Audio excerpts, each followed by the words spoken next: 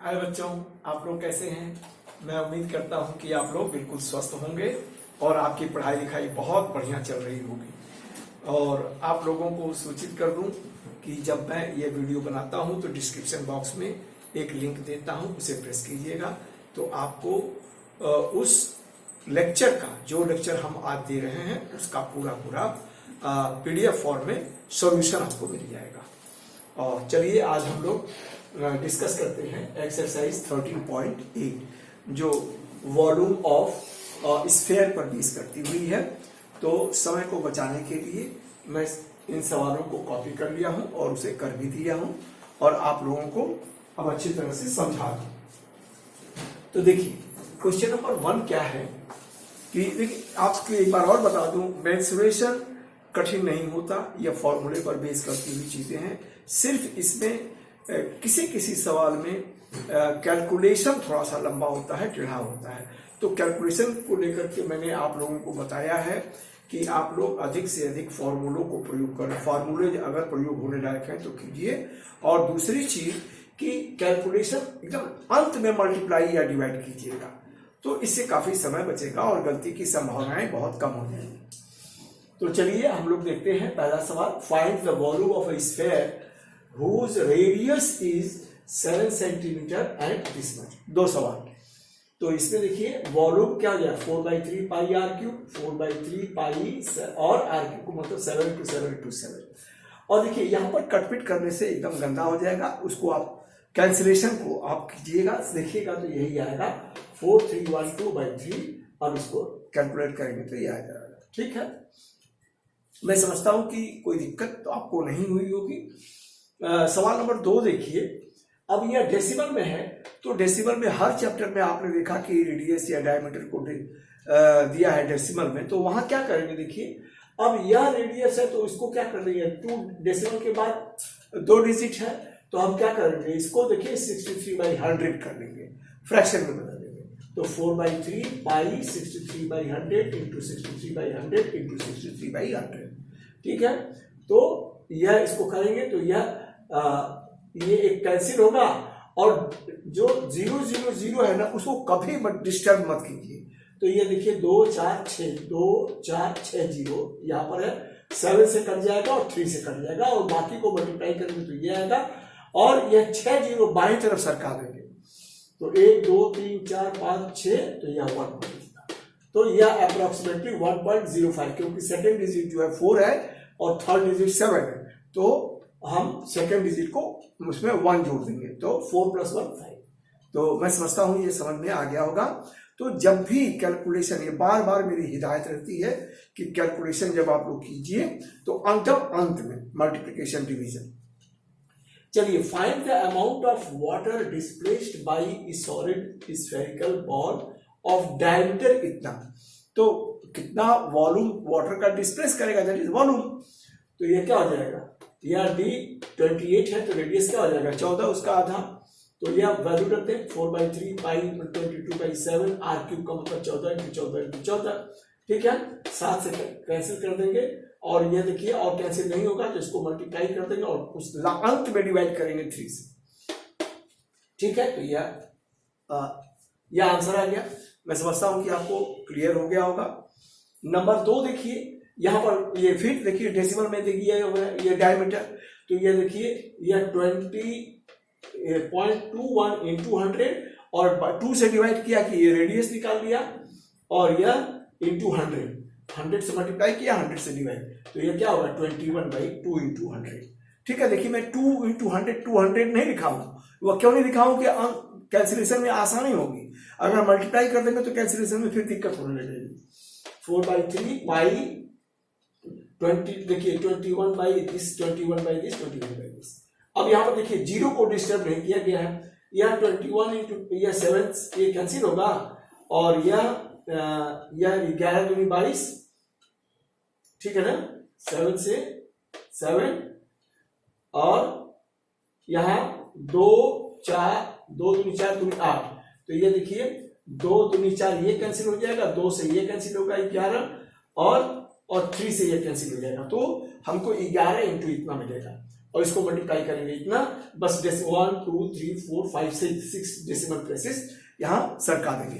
तो इसको अगर आप नहीं किए हैं तो करके देखिए, आपको आनंद भी आएगा और सवाल में गलती की संभावनाएं बहुत कम हो जाती है। देखो नंबर 3 सवाल क्या है, the diameter of A metallic ball is this much, what is the mass of the ball if the density of metal is this much. यह तो आर्किमिडीज प्रिंसिपल का सवाल हो गया।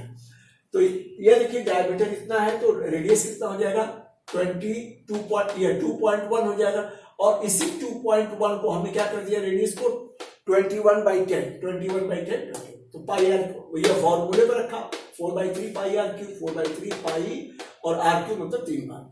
ठीक है, तो यह हो गया वॉल्यूम, तो यह हो गया वॉल्यूम। तो वॉल्यूम हो गया, तो मास ऑफ बॉल क्या होता है, mass is equal to volume to density. तो यह देखिए मैंने मल्टीप्लाई नहीं किया, वॉल्यूम यह हो गया और डेंसिटी जो दी हुई थी यह 8.98, तो यह देखिए 8.9/10 मैंने किया है। ठीक है ना, और इसको मल्टीप्लाई कर देंगे तो हमको इतना मिलेगा।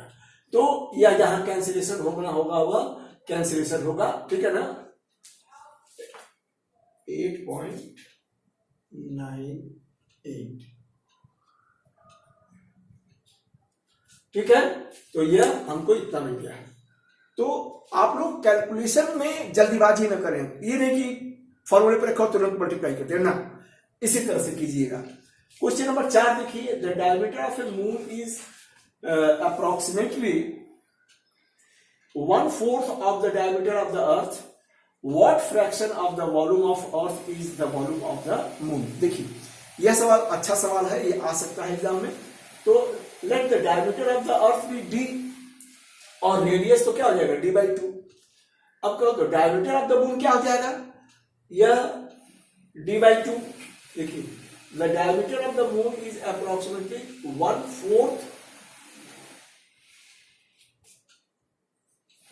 1/4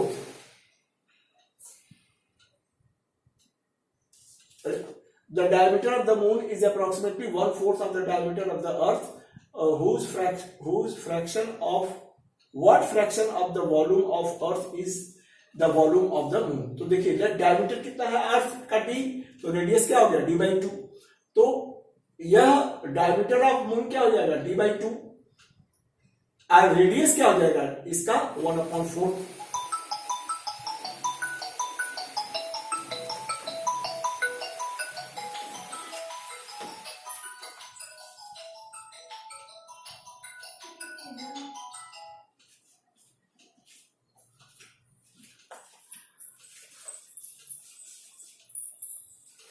तो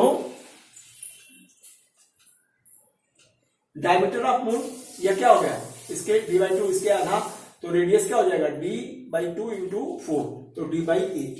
तो ratio of the volume of the moon to the volume of the earth, तो volume of moon by volume of earth, तो वॉल्यूम ऑफ मून क्या जाएगा 4/3 पाई और रेडियस ऑफ मून का पावर 3 और यह रेडियस ऑफ अर्थ का power 3, तो यह 4/3 पाई कैंसिल हो जाएगा, तो यह d/8 होल क्यूब और यह d/2 का whole cube.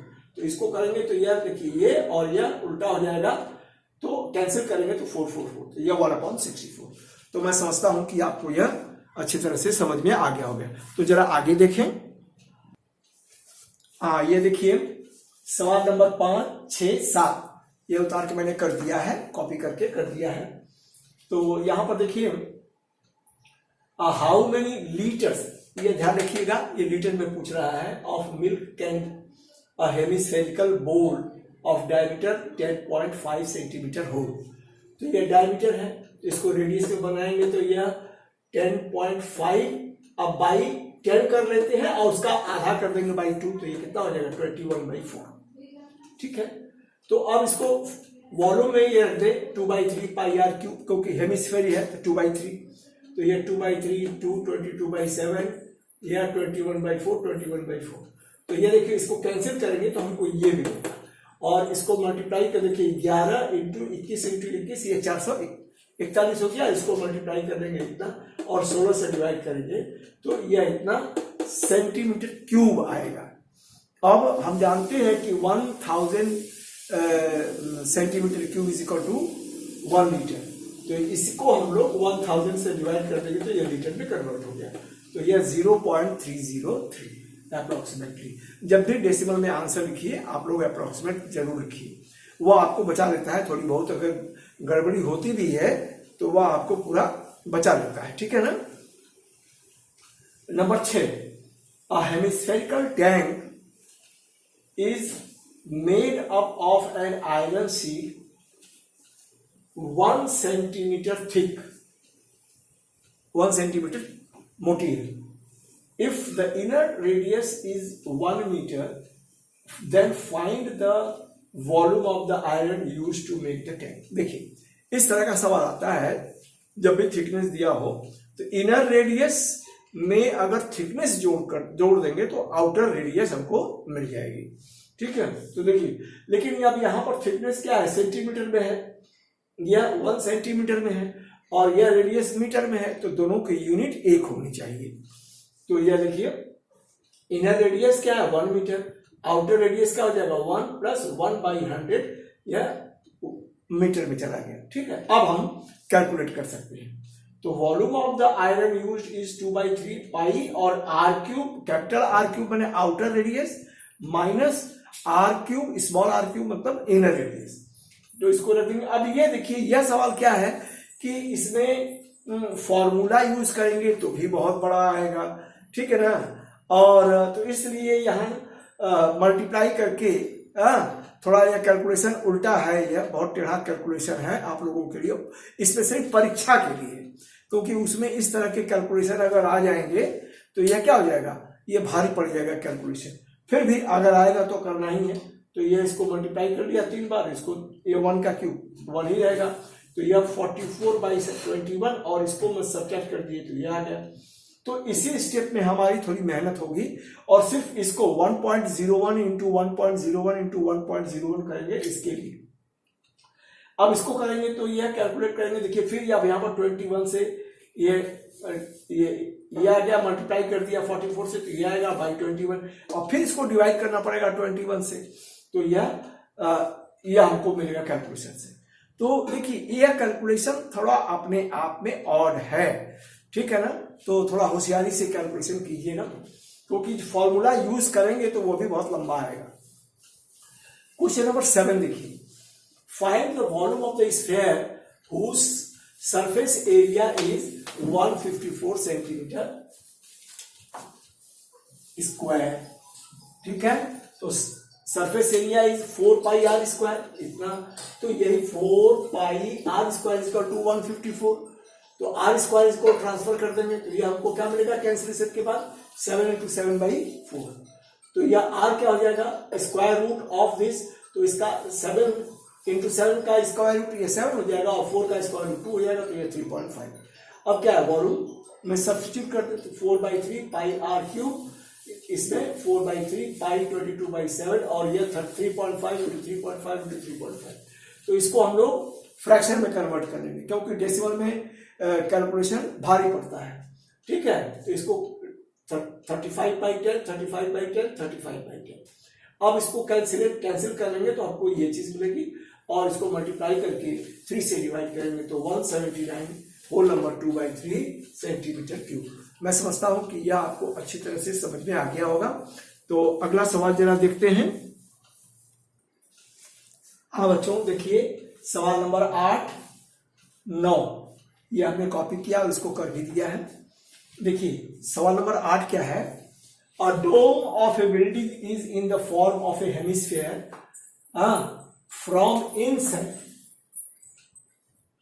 from inside it was whitewashed at the cost of rupees 498.96. If the cost of whitewashing is rupees 2 per meter square, find the inside south surface area of the dome and volume of the air inside the dome.